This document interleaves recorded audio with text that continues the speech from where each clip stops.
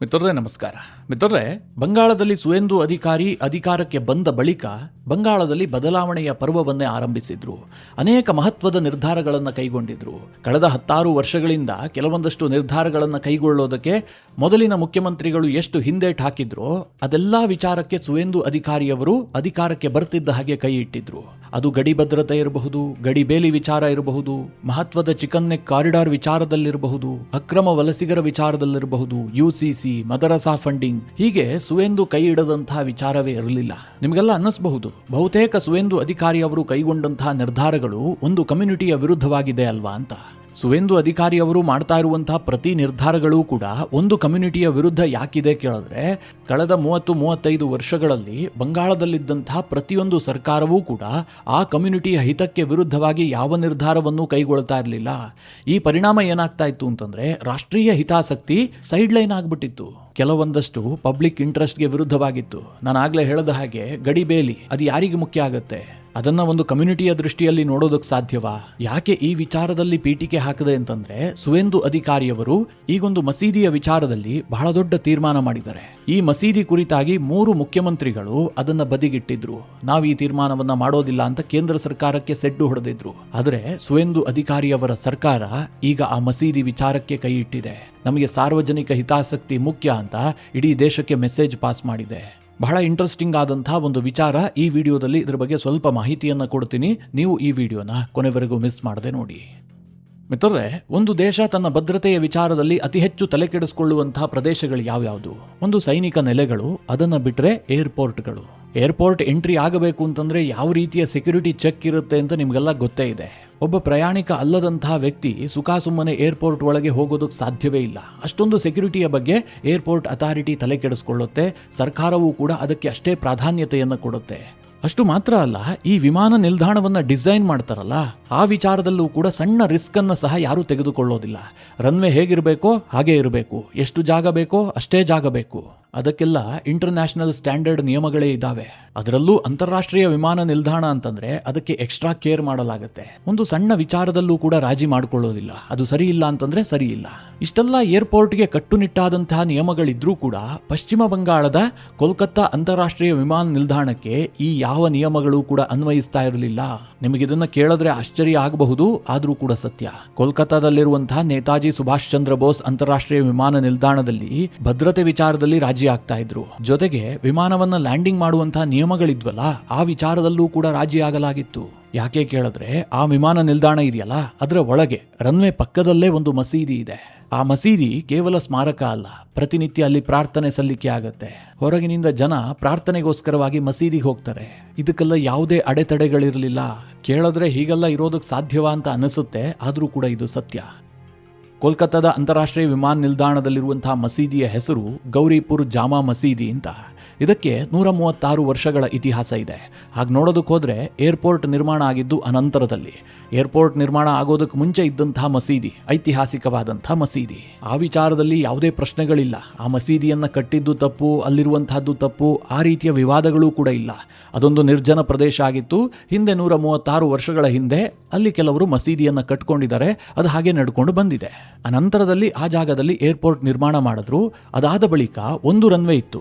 ಯಾವಾಗ ಅಂತಾರಾಷ್ಟ್ರೀಯ ವಿಮಾನ ನಿಲ್ದಾಣ ಆಯಿತು, ಅಲ್ಲಿಗೆ ಒತ್ತಡ ಜಾಸ್ತಿ ಆಯಿತು, ಆಗ 2ನೇ ರನ್ವೇಯನ್ನ ಮಾಡಲೇಬೇಕಾದಂತಹ ಪರಿಸ್ಥಿತಿ ಬಂತು.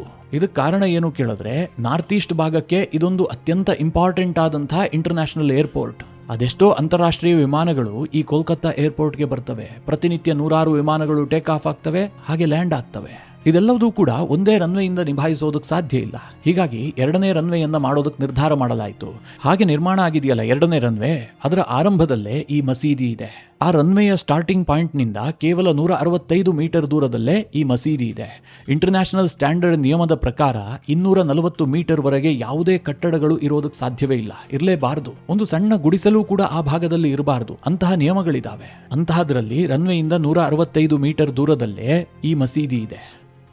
ಇದು ವಿಮಾನಗಳ ಲ್ಯಾಂಡಿಂಗ್ ಮತ್ತು ಟೇಕ್ ಆಫ್ ವೇಳೆ ಸಾಕಷ್ಟು ತೊಂದರೆ ಉಂಟು ಮಾಡುತ್ತೆ, ಇದರಿಂದ ಅನಾಹುತ ಸಂಭವಿಸಬಹುದು ಅಂತ ಅನೇಕ ವರದಿಗಳಿದಾವೆ. ಅನೇಕರು ಎಚ್ಚರಿಸಿದ್ದಾರೆ. ಕೆಲ ಪೈಲಟ್ಗಳು ಕೂಡ ಇದರ ಬಗ್ಗೆ ಆತಂಕ ವ್ಯಕ್ತಪಡಿಸಿದ್ದಾರೆ. ಎಕ್ಸ್ಪರ್ಟ್ಗಳು ಕೂಡ ಈ ಮಸೀದಿಯನ್ನ ಸ್ಥಳಾಂತರ ಮಾಡಲೇಬೇಕು ಅಂತ ಸರ್ಕಾರಕ್ಕೂ ಒತ್ತಡ ಹಾಕಿದ್ರು. ಹೀಗಾಗಿ ಕೇಂದ್ರ ಸರ್ಕಾರ ಈ ಮಸೀದಿಯ ಸ್ಥಳಾಂತರಕ್ಕೋಸ್ಕರವಾಗಿ ರಾಜ್ಯ ಸರ್ಕಾರಕ್ಕೆ ಅದೆಷ್ಟೋ ಬಾರಿ ಮನವಿಯನ್ನ ಮಾಡಿಕೊಂಡಿದೆ.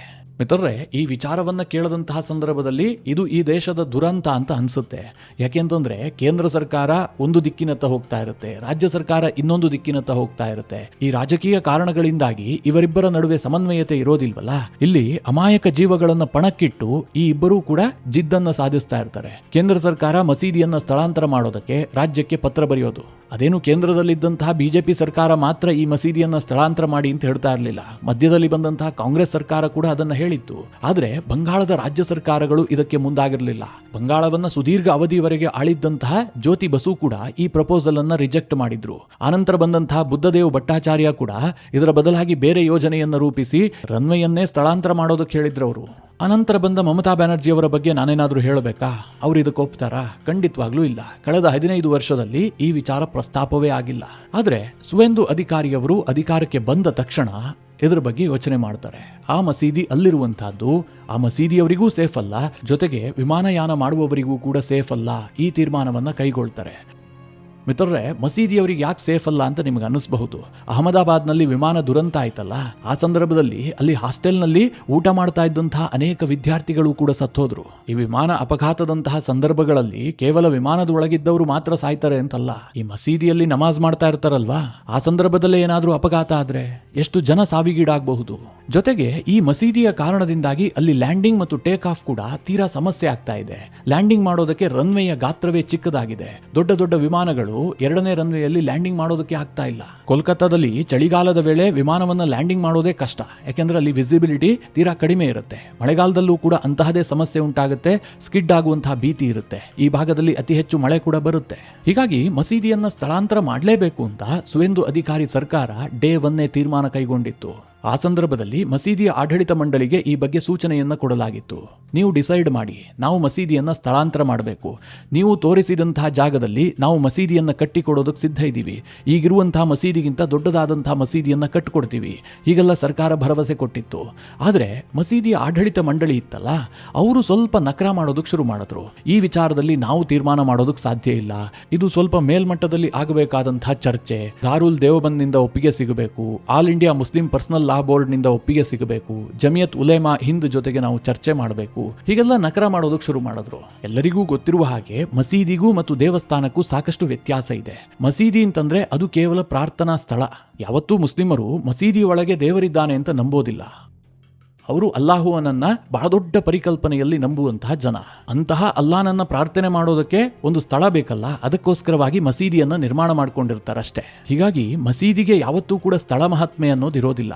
ಆದರೆ ಮೆಕ್ಕಾ, ಮದೀನಾ ಇಂತಹ ಕೆಲ ಸ್ಥಳಗಳಿಗೆ ಸ್ಥಳ ಮಹಾತ್ಮೆ ಇದೆ. ಉಳಿದಂತೆ ಭಾರತದಲ್ಲಿರುವಂತಹ ಮಸೀದಿಗಳಿಗೆ ಅಷ್ಟೇನು ಐತಿಹಾಸಿಕವಾದಂತಹ ಪ್ರಾಮುಖ್ಯತೆಗಳು ಇರೋದಿಲ್ಲ. ಅವನ್ ಕಟ್ಟದ ಇವನ್ ಕಟ್ಟದ ಅನ್ನುವಂತಹದ್ದಷ್ಟೇ ಮಹತ್ವವನ್ನು ಪಡೆದುಕೊಂಡಿರುತ್ತೆ. ಅಕ್ಬರ್ ಕಟ್ಟದ, ಬಾಬರ್ ಕಟ್ಟದ, ಹುಮಾಯೂನ್ ಕಟ್ಟದ, ಟಿಪ್ಪು ಕಟ್ಟಿದ ಮಸೀದಿ, ಹೀಗೆ ಈ ಕಾರಣಗಳಿಂದಾಗಿ ಆ ಮಸೀದಿ ಪ್ರಖ್ಯಾತಿಯನ್ನ ಪಡೆದಿರುತ್ತೆ. ಅದೇ ಮಸೀದಿಯನ್ನ ಬೇರೆ ಕಡೆ ನಿರ್ಮಾಣ ಮಾಡಿದ್ರೂ ಕೂಡ ಅಲ್ಲೂ ಸಹ ಪ್ರಾರ್ಥನೆ ಮಾಡೋದಷ್ಟೇ. ಹೀಗಾಗಿ ಕೋಲ್ಕತ್ತಾ ಏರ್ಪೋರ್ಟ್ನ ಒಳಗೆ ಇರುವಂತಹ ಗೌರಿಪುರ್ ಮಸೀದಿ ಏನಿತ್ತು, ಅಲ್ಲಿನ ಆಡಳಿತ ಮಂಡಳಿಗೆ ಸರ್ಕಾರ ಮನವಿ ಮಾಡಿಕೊಳ್ತು, ಬೇರೆ ಕಡೆ ಕಟ್ಕೊಡ್ತೀವಪ್ಪ, ನೀವು ಇಲ್ಲಿಂದ ಜಾಗ ಖಾಲಿ ಮಾಡಿ ಅಂತ. ಸರ್ಕಾರದ ಮನವಿಗೆ ಅವರು ತಕ್ಷಣಕ್ಕೆ ಸ್ಪಂದಿಸಿಲ್ಲ. ಸ್ವಲ್ಪ ಕಾಲಹರಣ ಜಾಸ್ತಿ ಆಯಿತು. ಹೀಗಾಗಿ ಸುವೇಂದು ಅಧಿಕಾರಿ ಮುಂದಿನ ಹೆಜ್ಜೆಯನ್ನ ಇಟ್ಟಿದ್ದಾರೆ. ಅದೇನು ಕೇಳಿದ್ರೆ, ಈ ಏರ್ಪೋರ್ಟ್ನ ಒಳಗೆ ಮಸೀದಿ ಇದ್ದ ಕಾರಣದಿಂದಾಗಿ ಅದ್ರ ಒಳಗೆ ಬರಬೇಕಾದ್ರೆ ಪಾಸ್ ಇಶ್ಯೂ ಮಾಡ್ತಾ ಇದ್ರು. ಯಾರು ಬೇಕಾದ್ರೂ ಹೋಗಿ ಪ್ರಾರ್ಥನೆ ಮಾಡೋದಕ್ಕೆ ಬಿಡ್ತಾ ಇರಲಿಲ್ಲ. ಕೆಲ ನಿಯಮಗಳನ್ನ ಫಾಲೋ ಮಾಡಬೇಕಾಗಿತ್ತು. ಉದಾಹರಣೆಗೆ ಆಧಾರ್ ಕಾರ್ಡ್ ಅನ್ನ ತೋರಿಸಿದ್ರೆ ಅಂತವರ ಹೆಸರನ್ನ ರಿಜಿಸ್ಟರ್ ಮಾಡಿಕೊಂಡು ಪ್ರಾರ್ಥನೆಗೆ ಅವಕಾಶ ಕೊಡ್ತಾ ಇದ್ರು. ಈಗ ಆ ಅವಕಾಶವನ್ನೇ ಸರ್ಕಾರ ಸ್ಥಗಿತಗೊಳಿಸಿದೆ.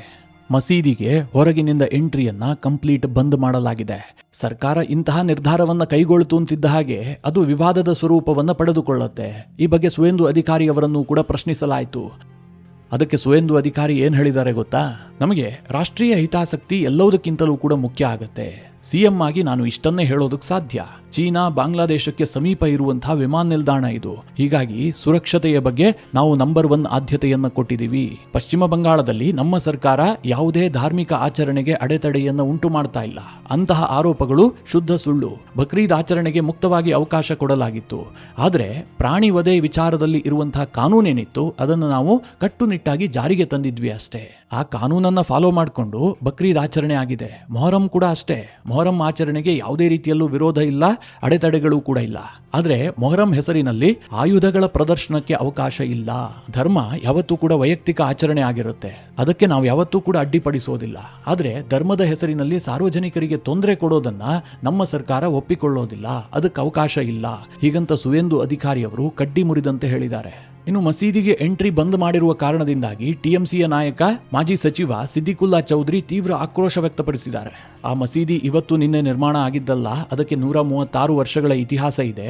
ಸದ್ಯ ಸ್ಥಳಾಂತರ ಮಾಡುವ ವಿಚಾರವಾಗಿ ಏರ್ಪೋರ್ಟ್ ಅಥಾರಿಟಿ ಮತ್ತು ಮಸೀದಿಯ ಆಡಳಿತ ಮಂಡಳಿಯ ಜೊತೆಗೆ ಮಾತುಕತೆ ನಡೀತಾ ಇದೆ. ಈ ನಡುವೆ ಸರ್ಕಾರ ಇಂತಹ ತೀರ್ಮಾನ ಕೈಗೊಂಡಿರೋದಿದೆಯಲ್ಲ, ಇದು ಸರಿಯಾದುದಲ್ಲ ಅಂತ ಮಮತಾ ಆಪ್ತ ಹಾಗೂ ಮಾಜಿ ಸಚಿವ ಸಿದ್ದಿಕುಲ್ಲಾ ಚೌಧರಿ ಆಕ್ಷೇಪ ವ್ಯಕ್ತಪಡಿಸಿದ್ದಾರೆ.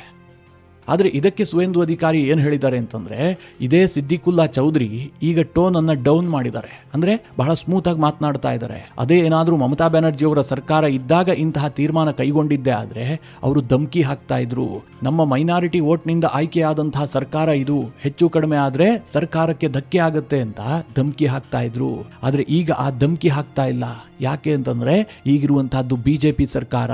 ಹೀಗಂತ ಸುವೇಂದು ಅಧಿಕಾರಿ ಸಿದ್ದಿಕುಲ್ಲಾ ಚೌಧರಿಗೆ ಟಾಂಗ್ ಕೊಟ್ಟಿದ್ದಾರೆ. ಒಟ್ಟಿನಲ್ಲಿ ಸರ್ಕಾರ ಇತ್ತೀಚೆಗೆ ಕೈಗೊಂಡಂತಹ ನಿರ್ಧಾರವನ್ನ ನೋಡಿದ್ರೆ ಏರ್ಪೋರ್ಟ್ ಒಳಗೆ ಇರುವಂತಹ ಮಸೀದಿಯನ್ನ ಸ್ಥಳಾಂತರ ಮಾಡುವಂತಹದ್ದು 100ಕ್ಕೆ 100ರಷ್ಟು ಶತಸಿದ್ಧ ಅಂತ ಕಾಣಿಸ್ತಾ ಇದೆ. ಈ ವಿಚಾರವಾಗಿ ನಿಮ್ಮ ಅನಿಸಿಕೆ ಅಭಿಪ್ರಾಯಗಳೇನು? ಕಮೆಂಟ್ ಮಾಡುವ ಮೂಲಕ ನಮಗೆ ತಿಳಿಸಿ. ಹಾಗೆ ನಿಮಗೆ ಈ ವಿಡಿಯೋ ಇಷ್ಟವಾದರೆ ಲೈಕ್ ಮಾಡಿ. ಜೊತೆಗೆ ನೀವಿನ್ನೂ ನಿಮ್ಮ ನೆಚ್ಚಿನ ಸಂಸ್ಕಾರ ಸೌರಭ ಯೂಟ್ಯೂಬ್ ಚಾನಲ್ನ ಸಬ್ಸ್ಕ್ರೈಬ್ ಮಾಡಿಲ್ಲ ಅಂತಾದರೆ ಈ ಕೂಡಲೇ ಸಬ್ಸ್ಕ್ರೈಬ್ ಮಾಡಿ. ಮುಂದಿನ ಎಲ್ಲ ಅಪ್ಡೇಟ್ಗಳ ನೋಟಿಫಿಕೇಷನ್ಗಾಗಿ ಬೆಲ್ ಐಕಾನ್ ಒತ್ತಿ.